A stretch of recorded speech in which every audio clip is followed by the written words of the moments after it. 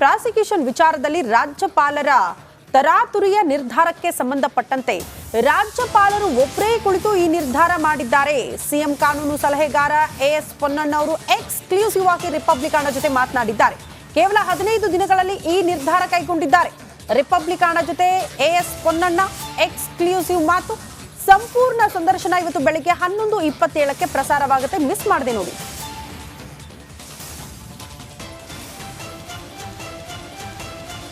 ರಾಜಭವನ ದುರ್ಬಳಕೆ ಆಗಿದೆ ಅಂತ ಹೇಳಿ ಈಗಲೂ ಹೇಳ್ತಿದ್ದೀರಾ, ಹೇಗೆ ಹೇಳ್ತೀರಾ? ಸಂಪೂರ್ಣವಾಗಿ ದುರ್ಬಳಕೆ ಆಗಿದೆ. ಇವತ್ತು ರಾಜ್ಯಪಾಲರ ಮುಂದೆ ಶಶಿಕಲಾ ಜೊಲ್ಲೆ, ಮುರುಗೇಶ್ ನಿರಾನಿ, ಜನಾರ್ದನ್ ರೆಡ್ಡಿ, ಎಚ್ ಡಿ ಕುಮಾರಸ್ವಾಮಿ ಇವರ ಅರ್ಜಿಗಳು 1 ವರ್ಷಗಳಿಂದ ಹೆಚ್ಚು ಸಮಯದಿಂದ ಹಾಗೆ ಉಳ್ಕೊಂಡಿದೆಯಲ್ಲ, ಅದನ್ನು ತೀರ್ಮಾನ ಮಾಡಲಿಕ್ಕಾಗದೇ ಇರೋರು ಕೇವಲ 15 ದಿವಸಗಳಲ್ಲಿ ಒಂದು ಅರ್ಜಿಯನ್ನು ಅವರ ಕಚೇರಿಯಲ್ಲಿ ಸ್ವೀಕಾರ ಮಾಡಿಕೊಂಡು ಅದರ ಬಗ್ಗೆ ಆದೇಶವನ್ನು ಹೊರಡಿಸ್ತಾರೆ ಅಂತ ಹೇಳಿದ್ರೆ ಇದಕ್ಕೆ ರಾಜಕೀಯ ಅಂತ ಹೇಳಿದೆ ಇನ್ನೇನು ಹೇಳಲಿಕ್ಕೆ ಸಾಧ್ಯ? ರಾಜ್ಯಪಾಲ ಸಂವಿಧಾನದಲ್ಲಿ ತನ್ನದೇ ಆದಂಥ ಘನತೆಯನ್ನು ಕಾಪಾಡುವಂಥ ಜವಾಬ್ದಾರಿ ಇರುವಂಥ ಹುದ್ದೆ.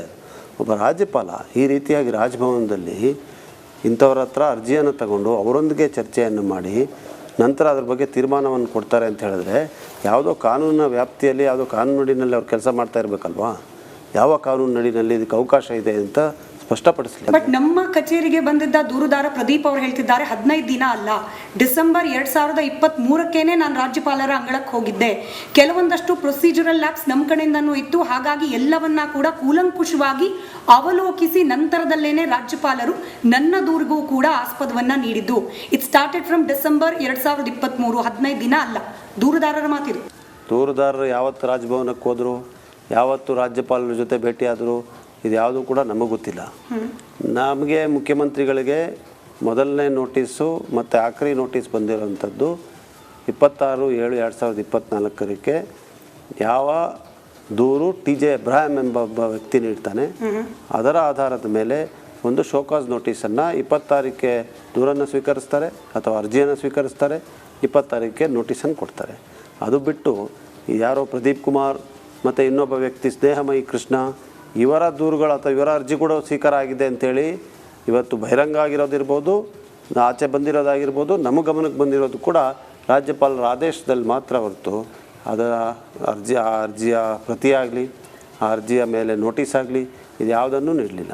ಇದು ಕೂಡ ಒಂದು ಸ್ಪಷ್ಟವಾದಂಥ ನಿರ್ದೇಶನ ಏನು ಕೊಡ್ತದೆ ಅಂತ ಹೇಳಿದ್ರೆ ರಾಜ್ಯಪಾಲರು ಒಬ್ಬ ರಾಜಕೀಯ ಕೈಗೊಂಬೆಯಂತೆ ವರ್ತಿಸ್ತಾ ಇದ್ದಾರೆ ಹೊರತು ಕಾನೂನಿನ ಚೌಕಟ್ಟಿನಲ್ಲಿ ಕೆಲಸ ಮಾಡ್ತಾ ಇಲ್ಲ, ಸಂವಿಧಾನದ ಚೌಕಟ್ಟಿನಲ್ಲಿ ಕೆಲಸ ಮಾಡ್ತಾರೆ.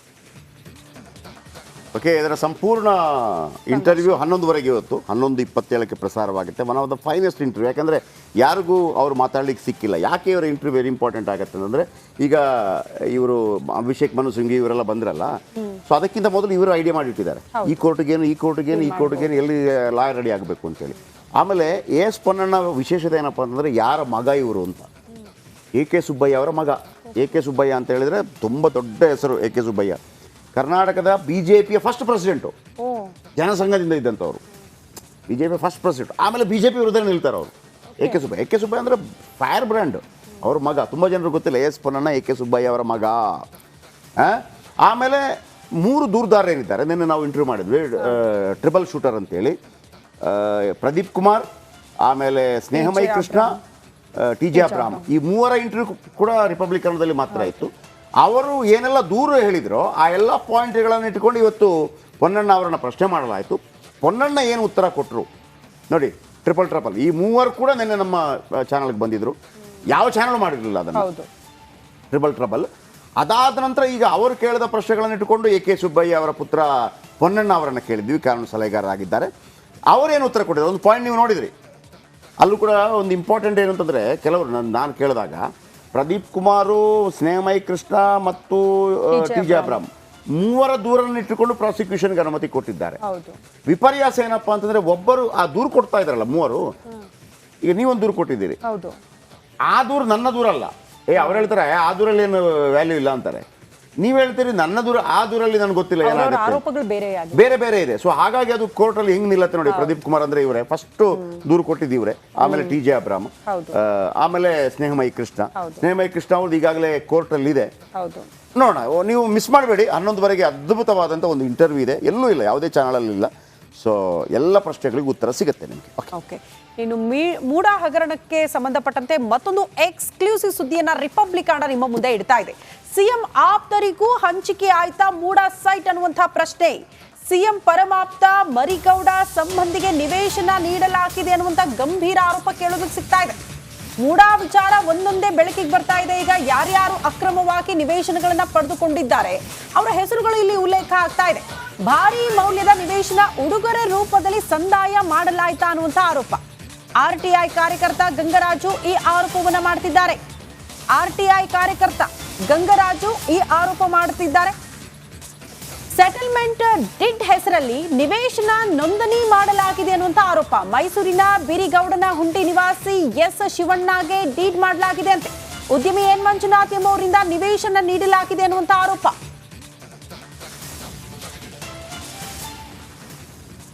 ಮೈಸೂರು ನಗರಾಭಿವೃದ್ಧಿ ಪ್ರಾಧಿಕಾರದಲ್ಲಿ 50-50 ಅನುಪಾತದಡಿ ಈಗಾಗಲೇ ಸಾವಿರಾರು ಕೋಟಿ ಹಗರಣ ನಡೆದಿರುವಂಥದ್ದು ಈಗಾಗಲೇ ಬೆಳಕಿಗೆ ಬಂದಿದೆ. ಈ ಬಗ್ಗೆ ಸಾಕಷ್ಟು ಚರ್ಚೆಗಳು, ಹೋರಾಟಗಳು ಕೂಡ ಈಗಾಗಲೇ ಶುರುವಾಗಿದೆ. ಈ ಮಧ್ಯೆ ಮೈಸೂರು ಜಿಲ್ಲಾ ಉಸ್ತುವಾರಿ ಸಚಿವ ಡಾಕ್ಟರ್ ಎಸ್ ಸಿ ಮಹದೇವಪ್ಪ ಅವರ ಸಂಬಂಧಿಕರಿಗೂ ಕೂಡ ಈ ಒಂದು ಸೆಟ್ಲ್ಮೆಂಟ್ ಡೀಡ್ ಅಂತೇಳಿ ಈ ಹೊಸದಾಗಿ ಅಂದರೆ ಈಗ ತಿಳಿದು ಬರ್ತಾ ಇರುವಂಥದ್ದು ಸೆಟ್ಲ್ಮೆಂಟ್ ಡೀಡ್ನಲ್ಲಿ ಕೂಡ ಸಾಕಷ್ಟು ಜನರಿಗೆ ಸೈಟನ್ನು ಕೊಟ್ಟಿದ್ದಾರೆ ಅನ್ನುವಂತಹ ಮಾಹಿತಿಗಳು ಲಭ್ಯ ಆಗ್ತಾ ಇದೆ.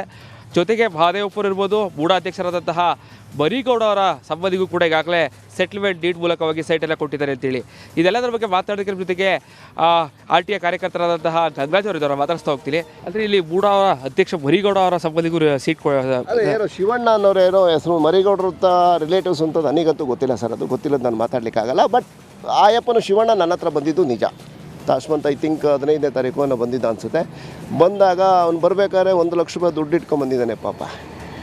ನಾನು ಅವನಿಗೆ ಅದೇ ಫಸ್ಟು ನೋಡಿದ್ದು, ಅದೇ ಫಸ್ಟು ಒಂದು ಕಾಲ್ ಬಂತು, ಸರ್ ನಾನು ಶಿವಣ್ಣ ಅಂತ ಸರ್, ನಾನು ಮಾತಾಡಬೇಕು ನಿಮ್ಮ ಹತ್ರ ಅಂದ. ಯಾಕಪ್ಪ ಏನು ಮಾತಾಡಬೇಕು ಹೇಳು ಅಂತಂದೆ. ಇಲ್ಲ ಸರ್ ಸ್ವಲ್ಪ ನಿಮ್ಮ ಹತ್ರ ಎದುರುಗಡೆ ಮಾತಾಡ್ತೀನಿ ಸರ್, ಬರ್ತೀನಿ ಅಂತ. ಸರಿ ಬಾರಪ್ಪ ಅಂತ ಹೇಳ್ಬಿಟ್ಟು ಹರಿಹರ ಹೋಟ್ಲಿದ್ರು, ಅಲ್ಲಿ ಹತ್ರ ಎದುರುಗಡೆ ನಾನು ಟೀ ಕುಡಿಯೋಕ್ಕೆ ಅಂತ ಹೋಗಿದ್ದೆ. ಅಲ್ಲಿ ಬಂದಾಗ ಅವನು ಹೇಳಿದ ಕಣ್ಣಲ್ಲಿ ನೀರು ಹಾಕ್ತಾ ಇದ್ದಾನೆ, ಅಳ್ತಾ ಇರಬೇಕಾದ್ರೆ ಅವನು ಹೇಳ್ತಾನೆ, ನನಗೆ ಹಿಂಗೆ ಆಗಿದೆ ಸರ್, ಈ ಥರ ಹಿಂಗೆ ಮಂಜುನಾಥ್ ಅವರು ನನಗೆ 38 ಲಕ್ಷ ದುಡ್ಡು ತೊಗೊಂಡವ್ರೆ ಸರ್. ನೋಡಿ ಸರ್, ಅದರೊಳಗೆ ಎಲ್ಲೂ ಸಹ ದುಡ್ಡು ತೊಗೊಂಡಿರೋದು ಉಲ್ಲೇಖ ಮಾಡಿಲ್ಲ ಸರ್.